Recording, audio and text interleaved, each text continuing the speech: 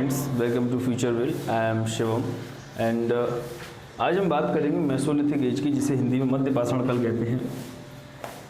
सबसे पहले देखेंगे कि इस मेसोलिथिक फेज की जो शुरुआत है वो 9000 से 4000 साल तक पहले हुई थी, यानी ये 9000 BC में शुरू हुआ और 4000 BC में ख़त्म हो गया। इसके बाद देखेंगे कि जो मेसोलिथिक पीपल्स थे उनकी ऑक्यूपेशंस क्या थी, यानी क्या काम करते थे वो। इसके बाद बात करेंगे यहाँ पर जो मिलने वाले इम्पोर्टेंट टूल्स हैं या इस पीरियड में, क्योंकि हम जैसा कि हम अभी तक देखते आए हैं, हम अलग अलग जो फेस हैं उनको टूल्सों के हिसाब से डिवाइड करते आए हैं, जो कि लोगों के द्वारा जो टूल्स यूज़ किए जाते थे वो डिफरेंट पीरियड्स में डिफरेंट टाइप्स के होते थे। तो उसी हिसाब से हम इसे डिवाइड करते आए हैं। तो इसमें देखेंगे कि यहाँ पर किस प्रकार के टूल्स जो है यूज़ किए जाते थे। सबसे पहले उसके बाद देखेंगे टूल्स यूज्ड बाय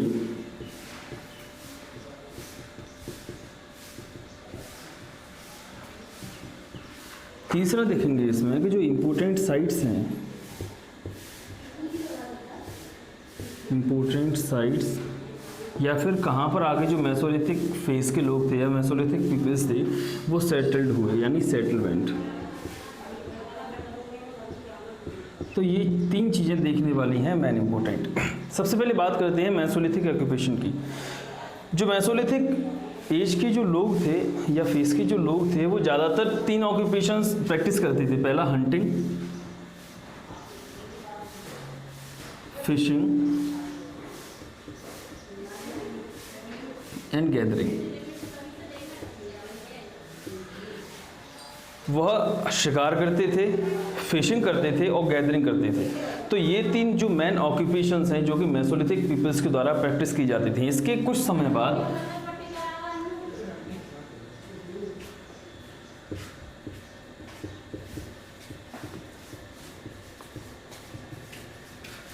बाद यहाँ पर डोमेस्टिकेशन भी ऐड हो गया है इसमें। जब कृषि की शुरुआत हुई और पशुपालन की शुरुआत हुई, यानी कि जब एग्रीकल्चर की शुरुआत हुई और एनिमल हस्बेंड्री की शुरुआत हुई, तो यहाँ पर डोमेस्टिकेशन भी एक ऑक्यूपेशन बन गया मेसोलिथिक पीपल्स के द्वारा।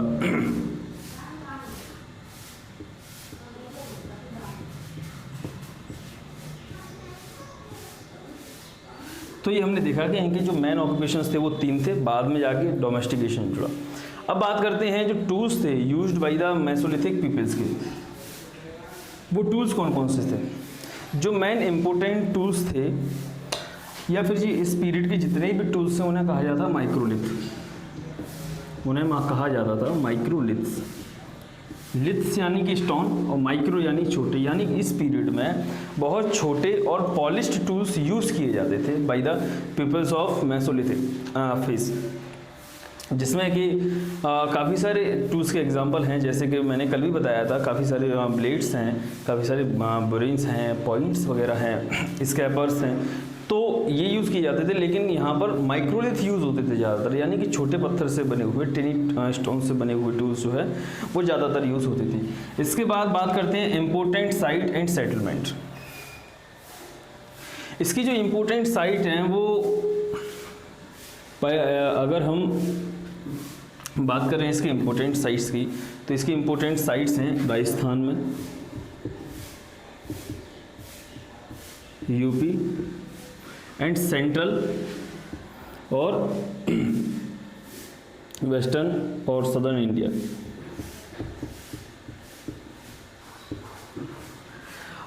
ये हमने देखा कि इसकी इम्पोर्टेंट साइट कौन कौन सी स्टेट्स में है। तो Rajasthan, UP, central, western, southern India में काफ़ी सारी साइट्स हैं। इनमें से जो इम्पोर्टेंट साइट्स हैं जहाँ पर हमें इससे रिलेटेड कुछ सबूत मिले हैं, पहला है बैगौर राजस्थान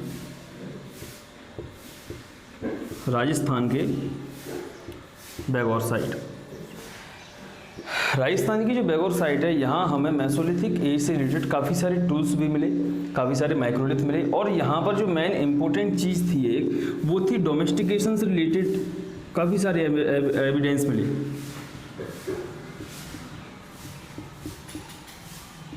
डोमेस्टिकेशन से रिलेटेड यानी कि काफ़ी सारे एविडेंस मिले यहाँ पर हमें, और ये जो साइट्स थी वो लगभग 5000 BC के समथिंग की थी। तो हमें ये पता चला कि धीरे धीरे उन्होंने, इसीलिए मैंने कहा डोमेस्टिकेशन बाद में प्रैक्टिस किया गया, जबकि शुरुआत इसकी 9000 से हुई। तो ये जो डोमेस्टिकेशन के साक्ष्य थे हमारे इंडियन सब कॉन्टिनेंट में, ये जो है 5000 BC के समथिंग के थे। तो मैं पता चला कि धीरे धीरे हमारे जो इंडियन सब कॉन्टिनेंट में डोमेस्टिकेशन होना भी चालू हो गया, क्योंकि बेगौर राजस्थान से काफ़ी साक्ष्य मिले इसके। दूसरा आदमगढ़ MP।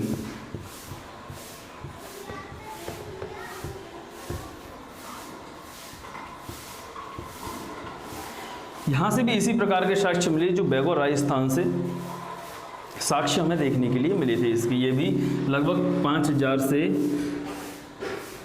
5500 से 5000 BC के समथिंग साइड है। तो यहाँ से भी मैं डोमेस्टिकेशन मिले, काफ़ी सारे माइक्रोलिथ मिले। तो इस प्रकार जो मेसोलिथिक पीपल्स थे उनकी जो मेन ऑक्यूपेशंस थी उन पर हमने ध्यान दिया। मेसोलिथिक लोग जो है वो किस प्रकार के टूल्स यूज़ करते थे इस पर हमने ध्यान दिया। इसके बाद जो इम्पोर्टेंट साइट्स और सेटलमेंट थी, वैसे तो काफ़ी थी, जैसे Rajasthan, UP, central, western, southern India, लेकिन जो दो मेन इंपॉर्टेंट साइट्स थी वो थी एक बेगौर राजस्थान, दूसरी आदमगढ़ MP। दोनों से हमें साक्ष्य काय के मिले, डोमेस्टिकेशन के एविडेंस काफ़ी सारे मिले। अब हम बात करेंगे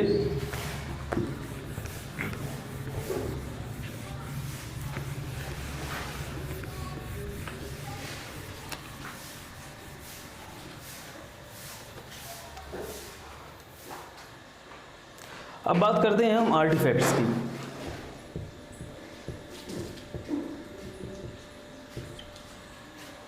आर्टिफैक्ट्स की बात करते हैं तो जब एग्जीक्यूटर्स ने एग्जीक्यूशंस किया इन डिफरेंट साइट्स का, तो उन्हें पता चला कि भाई जो अपर और लोअर और मिडिल पैलियोलिथिक फेज के जो लोग थे वो काफ़ी शौकीन थे आर्ट के, यानी काफ़ी सारी पेंटिंग बनाते थे। तो इससे रिलेटेड उन्होंने एक साइट एग्जीक्यूट की जिसका नाम है भीमबेटका।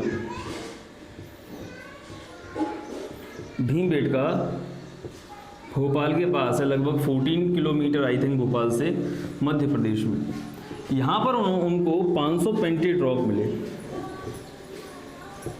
मिले 10 किलोमीटर के एरिया में फैले हुए रॉक थे। यहाँ पर उन्हें पेंटिंग मिली इन डिफरेंट एनिमल्स की, जैसे कि डिफरेंट एनिमल्स की और बर्ड्स की, ह्यूमन यानी कि मेल एंड फीमेल, या ह्यूमन लिख देते हैं अपन, दोनों आ जाएंगे उसमें, ह्यूमंस की, यानी काफ़ी सारी इससे रिलेटेड काफ़ी पेंटिंग्स मिली। तो ये माना गया कि यार जब ये 500 पेंटेड रॉक मिले, ये पेंटिंग करते थे तो क्यों करते थे, तो इससे एक बात पता चली बाद में जाके, या ऐसा अनुमान लगाया गया एग्जीक्यूटर्स के द्वारा कि इनको आर्ट का शौक था।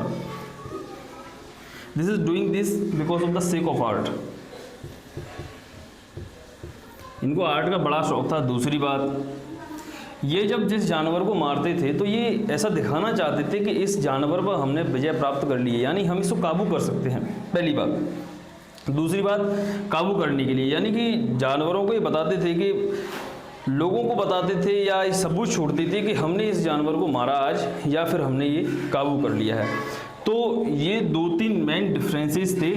पहला कि इनको आर्ट का बड़ा शौक था। दूसरी बात, जिन जानवरों को ये मारते थे उनकी पेंटिंग कर देते थे। तीसरी बात कि जिन जानवरों को ये मारते थे वो ऐसा दिखाना चाहते थे कि इन जानवरों पर उन्होंने काबू पा लिया, यानी ओवरकम कर लिया है।